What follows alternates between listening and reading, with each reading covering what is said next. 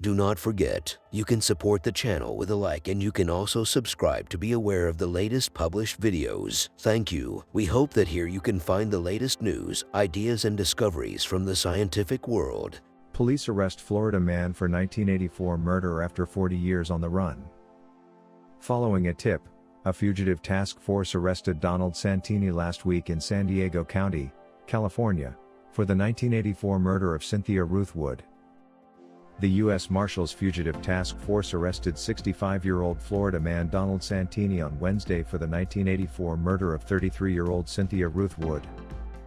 Santini had been on the run since June of 1984 when the Hillsborough police issued a warrant for his arrest on first-degree murder charges. According to the Hillsborough Sheriff's Office, the victim, Cynthia Ruth Wood, was last seen on June 4, 1984, leaving her apartment building with Donald Santini in Bradenton, Florida. According to the Tampa Bay Times, Santini had told Wood, a mother of three, that he had information that could help her win a contentious custody battle against her abusive husband. Santini, unbeknownst to her, had previously been convicted of rape and was on the run from aggravated robbery charges he'd faced in Texas the year prior. 5 days later, police found Wood's body in a drainage ditch in Riverview, Florida.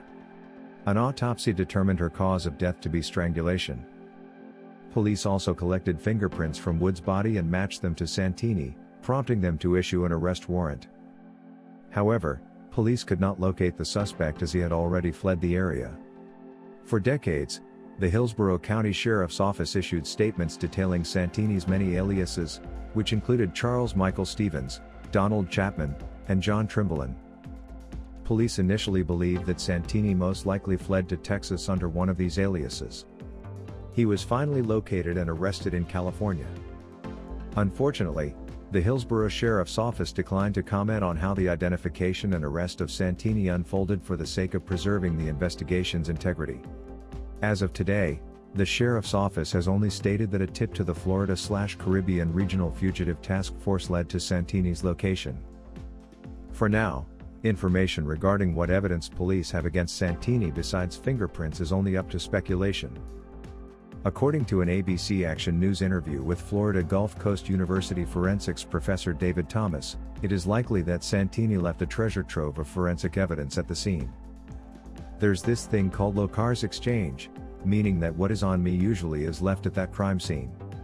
So it may be in her clothes, it may be on some part of her body, but there's something that he left there at that scene, and police were able to collect it, so kudos to them, Thomas said.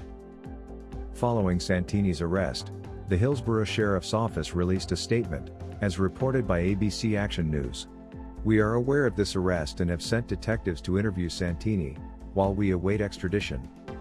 This arrest allows us to re-examine evidence collected in 1984 using the technology of today, as the case is now considered open once again.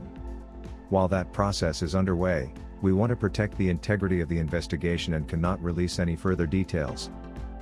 Santini's extradition arraignment was last Friday, where a judge ruled that he was fit for extradition. Bailiffs took him back into custody and are holding him without bail. Now, Florida officials have 30 days to transport Santini back to Florida. If officials cannot meet this deadline, Santini will have another court hearing on July 10.